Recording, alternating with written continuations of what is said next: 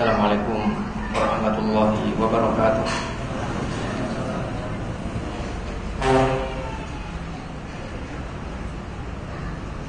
Alhamdulillahilladzi nazzala al-furqana 'ala 'abdihi liyakuna lil 'alamin nadhira. Wa huwa alladzi ja'ala al-laila wan-nahara khilfatan liman arada an yadhakkara aw arada syukura. Asyhadu an la ilaha illallah wahdahu la syarika lah wa asyhadu anna Muhammadan 'abduhu wa rasuluh wa aminuhu ala wahyihi wa safiyyuhu wa khaliluhu. Allahumma salli ala Muhammad wa ala alihi wa sahbihi wa man tabi'ahu bi ihsanin ila yaumiddin. Allahumma arina al-haqqa haqqan warzuqna ittiba'ah wa arinal batila batilan warzuqna ijtinabah. Allahumma inna nas'aluka ridhaka wal jannah wa na'udzubika min sakhatika wan nar. Amma ba'd. Bapak Ibu, saudara sekalian, jamaah salat maghrib yang dimuliakan Allah, puji syukur alhamdulillahirabbil alamin, kita panjatkan kehadirat Allah atas selimpahan nikmat dan karunia. Malam hari ini kita kembali mendapatkan kesempatan dan keridhaan dari Allah Subhanahu wa taala sehingga kita bisa duduk di majelis ilmu, yang di majelis ilmu ini kita akan membaca ayat-ayat Allah, kita akan mentadabburi dan mempelajarinya. Yang kita berharap mudah-mudahan Allah Subhanahu wa taala menurunkan rahmat dan sakinah kepada kita dan mengirimkan malaikat-malaikatnya yang senantiasa bertasbih dan beristighfar, memohonkan ampun untuk kita yang duduk di majelis ini sampai majelis ini selesai insyaallah. Saudara sekalian yang dimuliakan Allah, malam hari ini insyaallah kita akan melanjutkan kajian kita tentang surat Al-A'la. Dan malam hari ini insyaallah kita masih melanjutkan ayat pertama dari surat Al-A'la, karena kemarin kita baru membahas makna tasbih.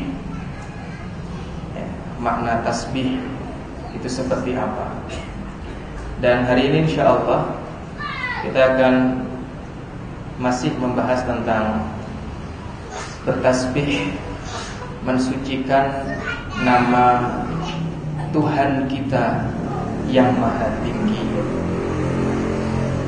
Saudara sekalian yang dimuliakan Allah, di dalam Al-Quran kata tasbih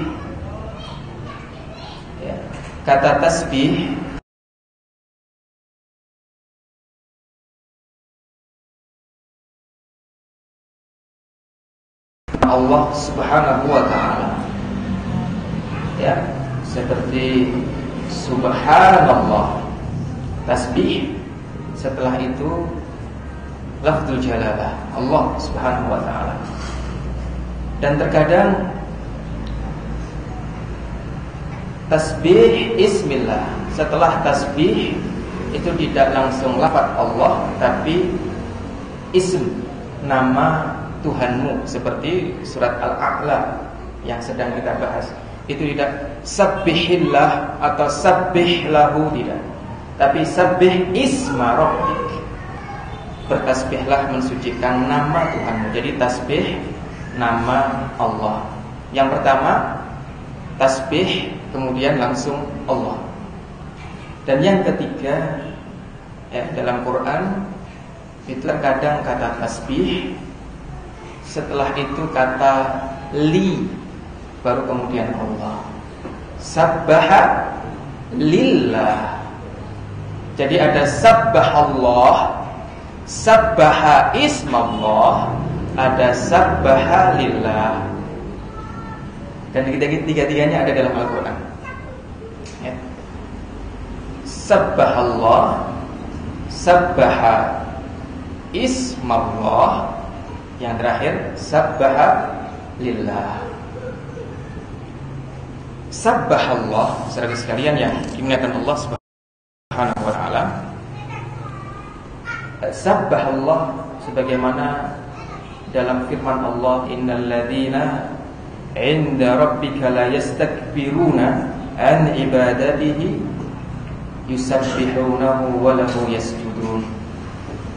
Sesungguhnya makhluk-makhluk yang ada di sisinya, yaitu para malaikat, ya, itu tidak pernah sombong dari beribadah kepada Allah. Baru kalimat berikutnya, yusabbihunahu, yusabbihunallah. Jadi langsung mereka bertasbih kepada Allah, walahu yasjudun, dan kepadanya mereka sujud. Ketika kata tasbih, setelah itu langsung Allah, sabbahallah, itu maknanya adalah tasbihun bil qalbi. Itu artinya adalah bertasbihnya pakai hati. Yusabbihu berarti mentasbihkannya di situ bil qalb, dengan hati. Dan nanti ada sabbihisma rabbika, tasbihkan, sucikan nama Tuhanmu. Jadi tidak tasbihkan Tuhanmu, tasbihkan Allah tidak, tapi tasbihkan nama Tuhanmu. Maka ini menunjukkan at-tasbih bil lisan. Kita bertasbih dengan lisan. Subhanallah, subhanallah, la ilaha illallah, la ilaha illallah. Tasbih. Kemudian yang terakhir, sabbaha lillah, ada huruf li-nya atau huruf la, lahu. Itu maknanya adalah at-tasbih bil qalbi wal lisan. Tasbih dengan menggunakan hati dan lisan. Ya, dan dalam Al-Quran, ya, tiga-tiganya digunakan. Sehingga ketika ada orang mengatakan ini gimana, di sini ayat mengatakan sabbahallah, contohnya begitu Pak. Ini sabbaha langsung Allah. Ada ayat sabbaha, tidak Allah tapi ismallah. Ada ayat yang lain sabbaha tapi lillah, atau perbedaan maknanya. Maka kalau sabbahallah yasbahu yusabbihunahu, itu artinya bil qalb, dengan hati. Kalau sabbaha sabbihisma, ada isma nama, berarti bil lisan. Kalau sabbaha lillah, yang kemarin sudah kita bahas, ada 6 ayat itu Pak. Ada 5, Al-Hadid, As-Saff, Al-Hasyr, Sabbaha lillah, Al-Jum'ah, dan At-Taghabun, yusabbihu lillah. Ya, tidak yusabbihullah, tidak yusabbihu ismallah, tapi yusabbihu lillah, artinya adalah semua yang di langit dan di bumi bertasbih mensucikan Allah biqalbihi wa lisanihi, dengan hati dan lisannya. Yang semua sudah Allah kasih ilham bagaimana cara bertasbih, tapi kita manusia tidak memahami, mengetahui cara mereka bertasbih. Sehingga sabbihisma rabbik al-a'la, karena ada ism, berarti mentasbihkan, mensucikan.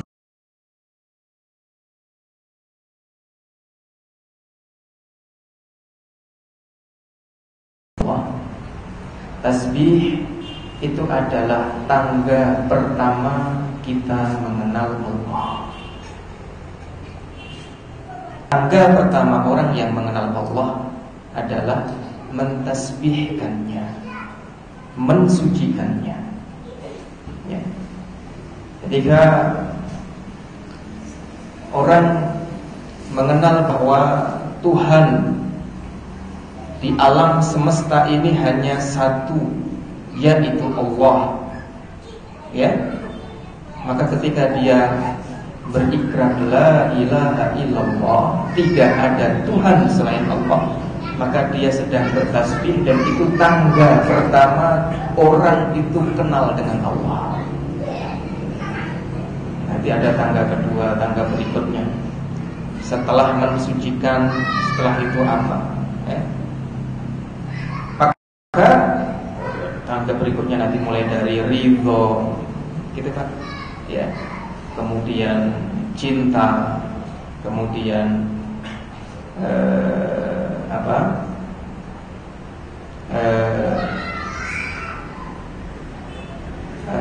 qanaah, menerima apa yang dia berikan. Itu tangga-tangga berikutnya. Tapi tangga pertama orang kenal Allah itu mensucikan. Ya, mensucikan. Dan Syekhul Islam Ibnu Taimiyah rahimahullah pernah ditanya, manakah yang lebih utama bagi seorang hamba, tasbih atau istighfar? Manakah yang lebih utama bagi seorang hamba, tasbih atau istighfar? Maka Syekhul Islam Ibnu Taimiyah menjawab, jika bajumu kotor, maka sabun lebih utama bagimu. Dan jika bajumu bersih, maka parfum, wewangian itu lebih baik bagimu. Dan sabun itu adalah istighfar, wewangian itu adalah tasbih. Sehingga kalau kita, baju kita, jiwa kita ternodai oleh kekhilafan dosa yang kita lakukan,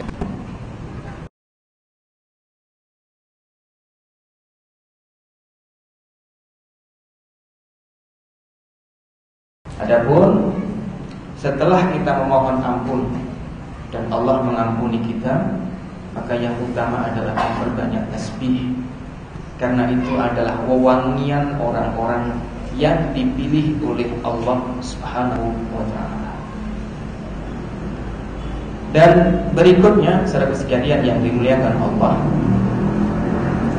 tasbih itu ada 4 macam.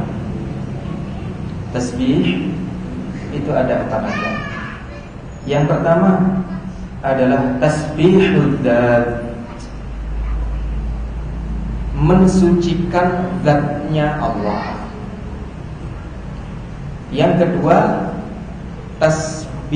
tasbihus sifat, mensucikan sifatnya Allah. Yang ketiga tasbih al-asma, mensucikan nama-namanya Allah. Dan yang keempat tasbihul af'al, mensucikan apapun yang dikerjakan oleh Allah. Tasbih, kita mensucikan Allah, itu ada 4 macam. Yang pertama tasbihul dzat, kita mensucikan zat Allah, bahwa zat Allah itu beda dengan zat makhluknya, unsurnya beda, karakteristiknya berbeda, ya. Dan la yudrikuhul absar wa huwa yudrikul absar, bahwa Allah itu tidak bisa dilihat dengan mata kecuali nanti di surga. Dan dia bisa melihat pandangan-pandangan. Allah itu tidak bisa dilihat seperti apa zatnya, tidak ada yang tahu, sehingga saudara sekalian yang dengan Allah Subhanahu wa taala, kita tidak membuat permisalan-permisalan yang kita anggap zatnya seperti zat Allah, sebagaimana Samiri itu umatnya Nabi Musa alaihissalam setelah selamat dari pengejaran Fir'aun dan Allah tenggelamkan Fir'aun di Laut Merah bersama dengan tentaranya. Bani Israel selamat, maka Bani Israel meminta kepada Musa, katanya mau ngasih kitab dari Allah mana. Karena Bani Israel ketika mau menyeberangi Laut Merah awalnya tidak mau, Pak. Awalnya tidak mau. Kebayang bahwa sekian banyak orang. Dalam riwayat yang disampaikan oleh Imam Fakhruddin Ar-Razi, disampaikan bahwa ada 600.000 yang dibawa oleh Nabi Musa. Kalau itu semuanya, Pak, Fir'aun bala tentaranya sudah ada di belakang, mereka pengen balik lagi, Pak. Tidak mau nyebrang Laut Merah. Itu pada akhirnya Nabi Musa alaihissalam membujuk mereka, nanti kalau kita selamat sampai seberang sana, saya kasih kitab langsung dari Allah Subhanahu wa taala. Begitu selamat minta. Ya, makanya Allah memanggil Nabi Musa 30 malam dan digenapkan ditambah 10 malam sehingga genap 40 malam mendapatkan wahyu. Dan ketika Nabi Musa selama 40 malam mendapatkan wahyu kitab Taurat, urusan Bani Israel diserahkan kepada saudaranya yang bernama Harun. Dan di tengah-tengah umatnya Nabi Musa ada orang yang bernama Samiri, yang dia dengan emas yang dia miliki, riwayat menyebutkan emas itu adalah perhiasan yang dipinjam oleh Bani Israel kepada orang-orang Mesir.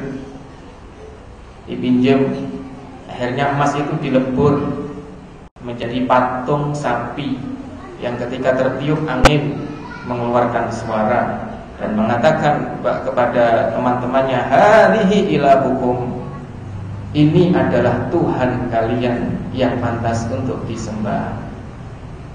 Ya? Berarti Samiri itu menyerupakan zat Allah dengan patung sapi yang dia buat. Dan ketika kita bertasbih mensucikan zat Allah, maka kita sucikan zat Allah dengan segala bentuk apapun, tidak menggambarnya, tidak membuat patung untuknya dan lain sebagainya. Bagaimana sebagian agama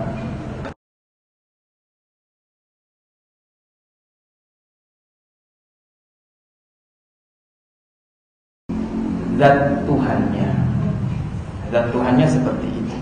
Tapi kita umat Islam tidak. Kita sucikan zat Allah dari model zat seperti apa? Ya.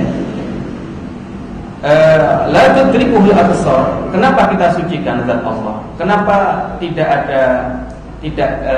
ada gambar ataupun patung yang dianggap menyerupai zat Allah? Karena memang tidak ada orang yang bisa melihat Allah Subhanahu wa taala kecuali nanti orang-orang ahli surga ketika sudah masuk ke dalam surga.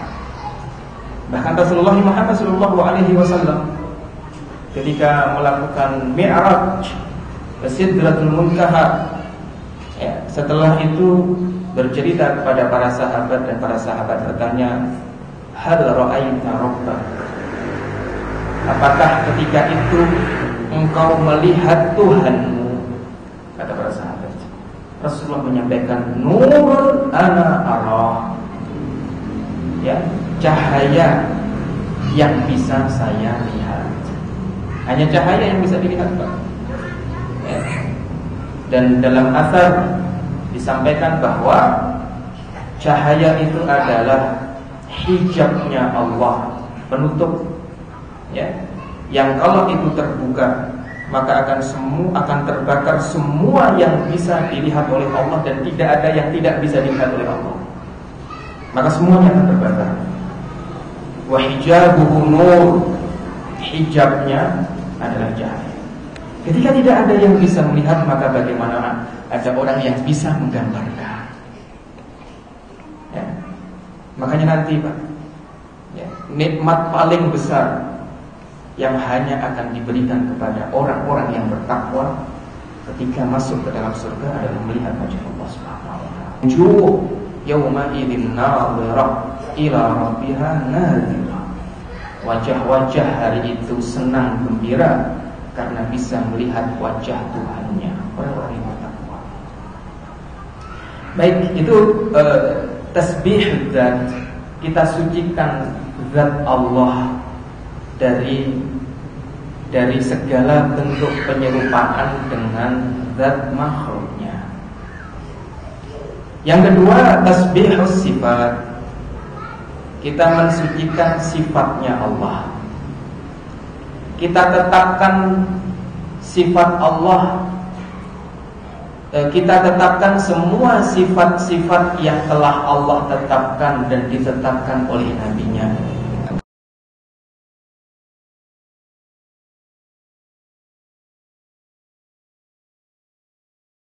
Terakhir ke langit dunia yang paling rendah, langit pertama, turun.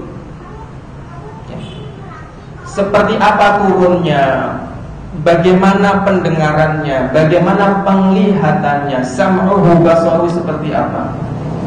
Maka kita sucikan dari segala bentuk penyerupaan dengan cara turunnya makhluk dengan pendengaran dan penglihatan makhluk. Jadi sifat Allah, jadi kita tetapkan untuk Allah semua sifat yang telah Allah tetapkan dalam Quran dan ditetapkan oleh Nabi dalam hadis-hadisnya. Yang tidak ditetapkan oleh Allah dan tidak ditetapkan oleh Nabi, maka kita tidak menetapkan itu sebagai sifat Allah. Ini ya. Itu kita mensucikan sifat Allah. Kemudian yang ketiga, tasbihul asma, kita mensucikan nama-nama Allah. Ya, kita mensucikan nama-nama Allah. Bahwa Allah Subhanahu wa taala memiliki nama-nama yang baik, yang jumlahnya sangat banyak sekali dan tidak ada yang tahu kecuali Allah Subhanahu wa taala. Rasulullah sallallahu alaihi wasallam bersabda, Lillahil asmaul husna, lillahi tis'an wa tis'ina isman, man ahsaha dakhala al-jannah. Barang siapa, Allah itu memiliki 99 nama, barang siapa menghitungnya akan masuk surga. Akan tetapi nama yang dimiliki oleh Allah Subhanahu wa taala itu sangat banyak sekali. Tidak hanya 99 sebagaimana yang dihafal oleh sebagian dari kita.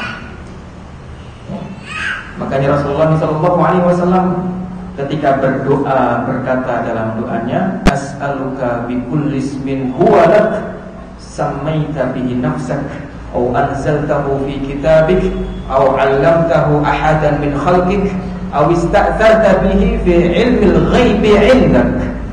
Ya Allah, aku memintamu dengan menyebut semua namamu. Ya. As'aluka bikulli ismin huwa lak. Aku memintamu dengan semua namamu yang engkau namai dirimu dengannya. Dengan nama-nama yang engkau menamai dirimu dengannya. Au anzaltahu fi kitabik, dengan semua nama yang engkau turunkan dalam kitab-kitab suci.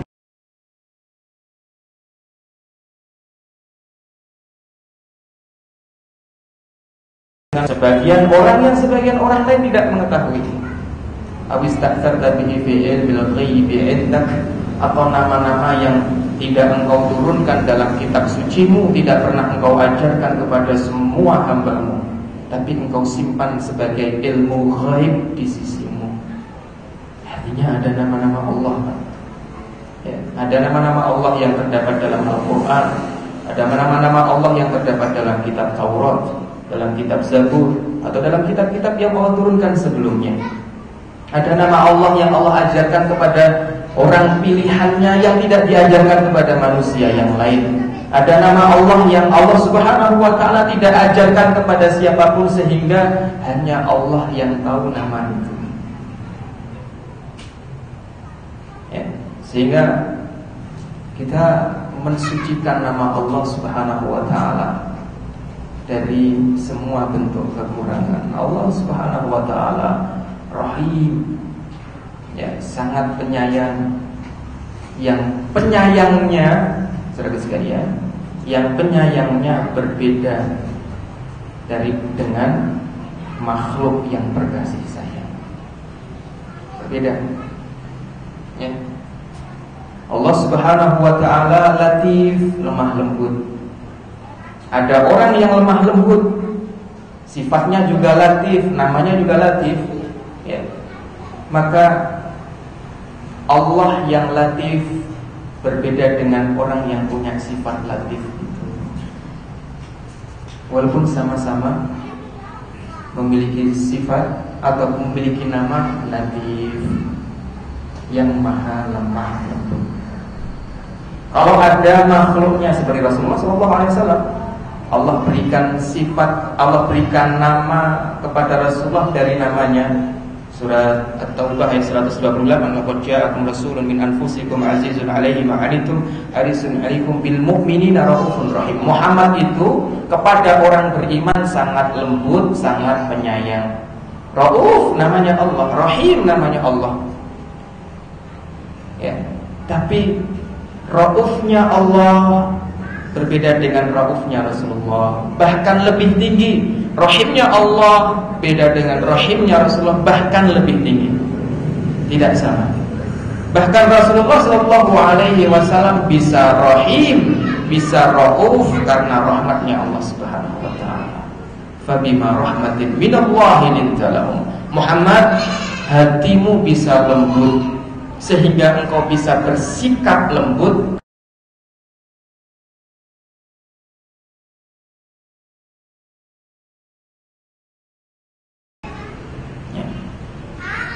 Kita sucikan nama-nama Allah, ya, dan tidak kita samakan dengan nama-nama makhluk-makhluknya.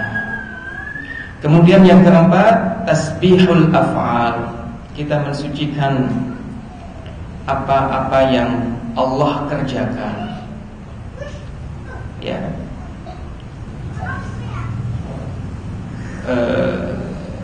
Sebagaimana Allah Subhanahu wa ta'ala menghisab hambanya nanti ketika di akhirat. Allah Subhanahu wa ta'ala turun pada sepertiga malam terakhir ke langit dunia. Itu merupakan af'alullah, pekerjaan Allah Subhanahu wa ta'ala. Ketika kita bicara tentang apa yang dikerjakan oleh Allah, walaupun kalimatnya sama dengan pekerjaan yang dilakukan oleh manusia, seperti turun, seperti menghisab, mengaudit, akan tetapi caranya, sifatnya, bentuknya, modelnya berbeda dengan cara manusia, ya. Karena apa yang Allah lakukan itu karena keadilan dan keutamaannya. Apa yang Allah lakukan itu karena keadilan dan keutamaan. Keadilan Allah berikan kepada orang-orang yang tidak soleh. Keutamaan Allah berikan kepada orang-orang yang soleh.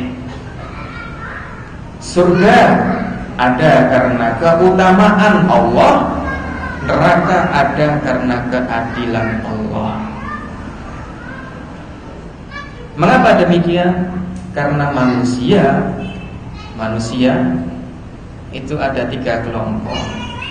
Perbuatannya ada 3, Pak. Ada manusia yang zalim, ada manusia yang adil, ada manusia yang utama. Ya, manusia yang zalim, manusia yang adil, manusia yang utama. Yang zalim Allah berikan keadilan kepadanya, sehingga ketika Allah memasukkan orang ke dalam neraka itu karena keadilannya. Dan ketika Allah memasukkan orang ke dalam surga itu karena keutamaan yang Allah berikan kepada orang tersebut. Ya.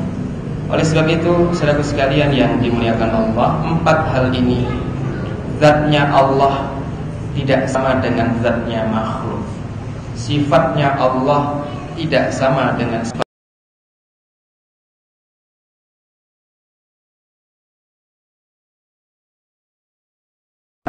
Dan pekerjaan Allah, apa yang dilakukan oleh Allah berbeda dengan apa yang dilakukan oleh makhluk, dan itu adalah macam-macam.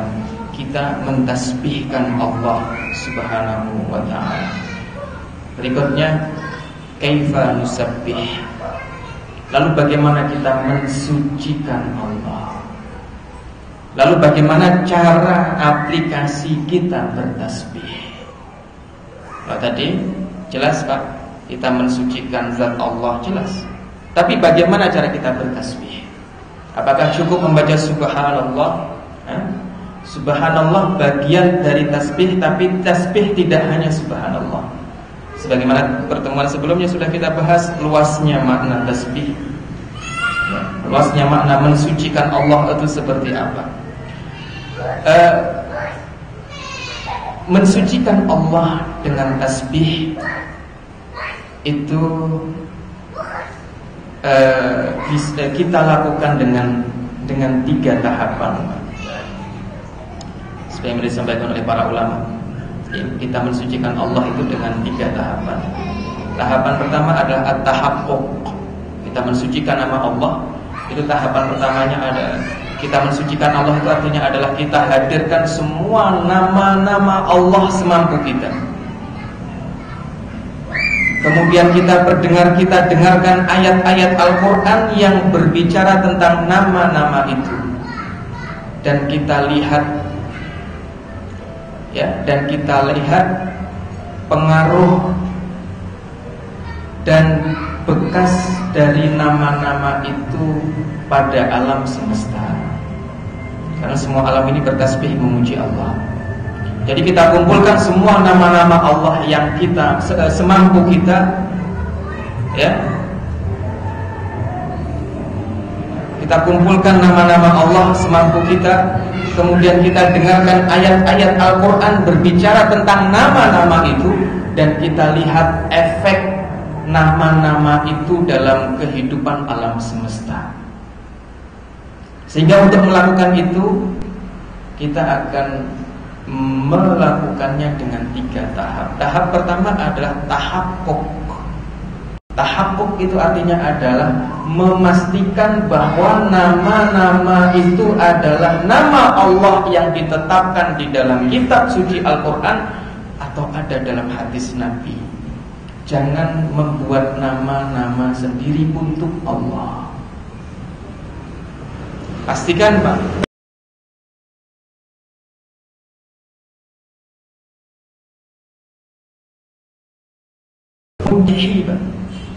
pastikan nama-nama itu adalah nama yang ada dalam kitab suci atau diajarkan oleh Nabi.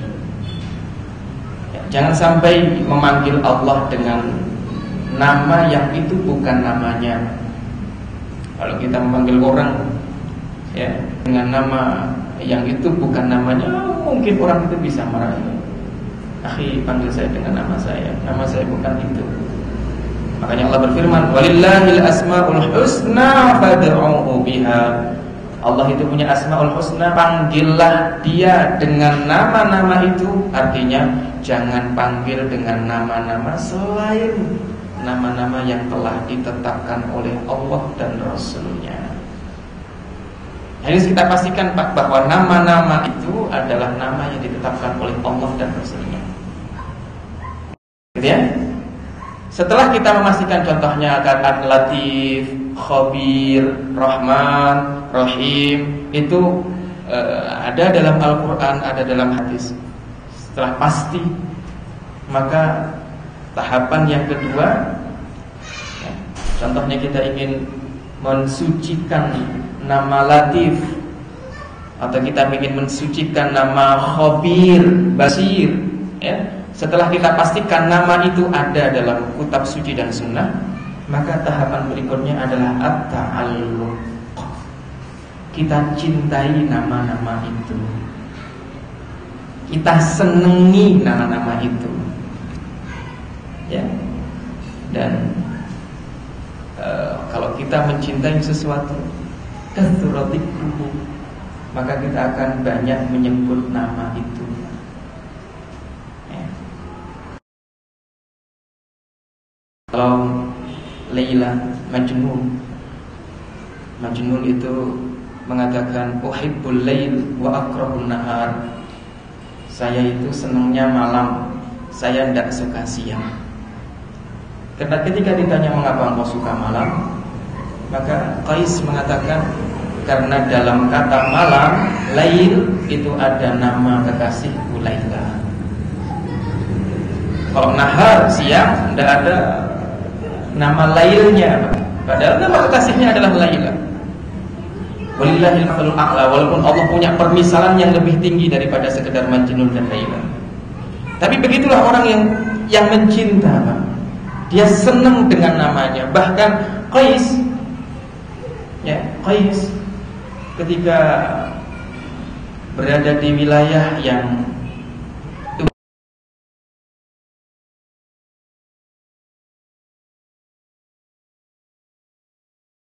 bergetar hatinya, walaupun Laila yang dipanggil bukan Laila kekasihnya, tapi dengar nama itu saja itu sudah senang, gitu ya. Dan Qais itu saking cintanya pada Laila pernah taubat. Dia mengatakan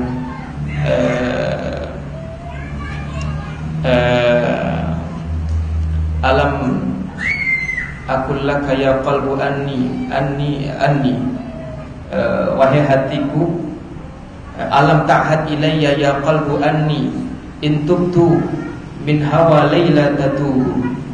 Wahai hati, bukankah kamu sudah berjanji kepadaku, ya, kalau aku bertaubat dari mencintai Laila, maka engkau akan juga ikut bertaubat. Jadi Qais mengajak hatinya bicara, kamu sudah berjanji kalau aku taubat dari cinta Laila, kamu wahai hati juga akan berhenti mencintainya. Kemudian Qais mengatakan, waha ana ta'ibun min hubbi Laila walima idza dzukira ismu Laila tatu.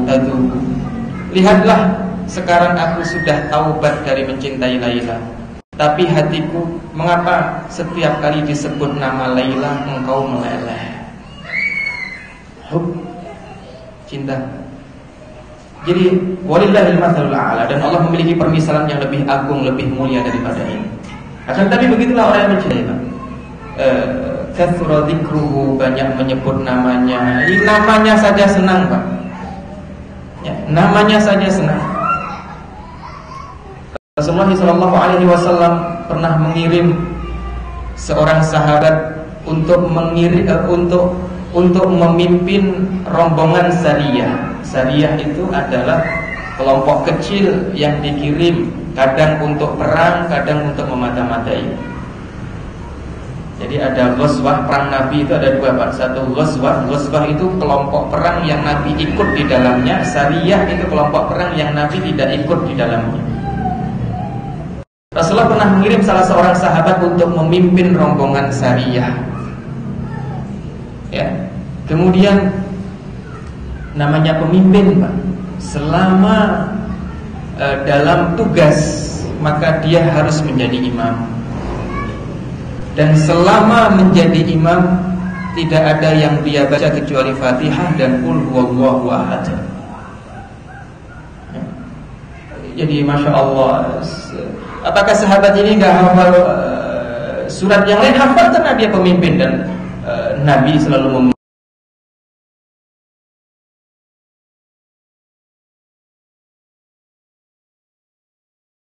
menjadi imam salat. Tidak ada yang diperdengarkan dalam bacaan salat subuh, maghrib, isya kecuali Al-Fatihah dan Qul huwallahu ahad. Makanya sahabat menyampaikan, apakah tidak ada surat yang lain yang kau hafal? Ada. Kemudian kalau kalian tidak, kemudian perdengarkan surat yang lain selain Al-Fatihah. Rakaat pertama selain Al-Ikhlas, qul huwallahu ahad. Rakaat pertama silakan qul huwallahu ahad. Rakaat kedua perdengarkan kepada kami surat yang lain. Ya.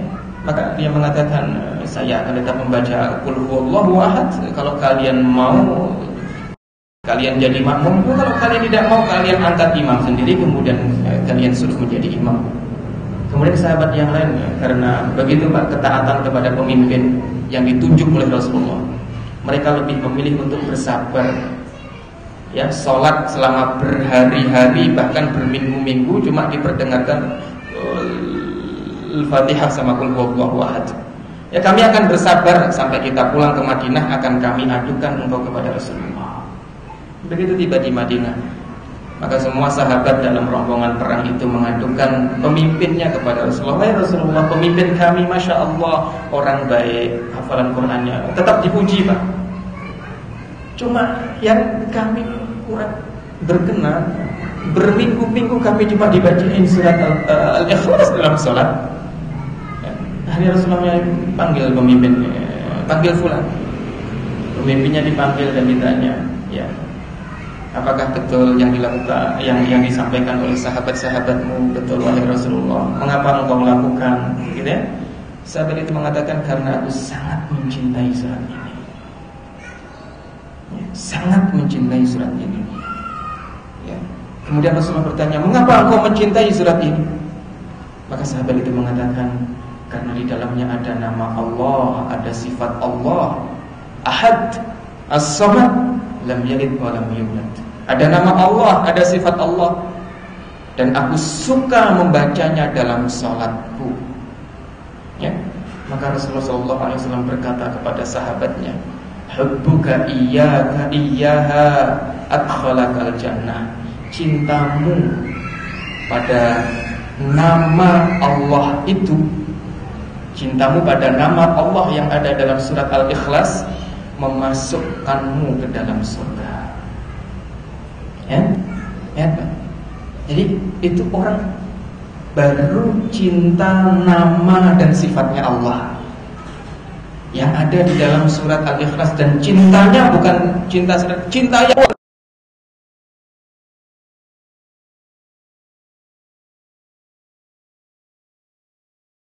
dan kita membacanya 3 kali, keutamaannya seperti membaca semua Al-Quran. Al-Ikhlas itu ta'dil sulus Al-Quran, sama dengan sepertiga Al-Quran. Makanya ya, mencintai namanya Allah Subhanahu itu menjadi asbab dia masuk dalam surga. Dan ini adalah salah satu orang yang masuk ke dalam surga karena mencintai namanya Allah Subhanahu wa ta'ala. Makanya kalau kita ingin mensucikan Allah, setelah kita memastikan nama tersebut ditetapkan oleh Allah dan Rasulnya, yang kedua kita cintai nama itu. Latif, kita senangi nama Latif itu. Rahim, kita senangi nama Allah ini. Rahman, kita senangi nama itu. Begitu juga dengan nama-nama yang lain.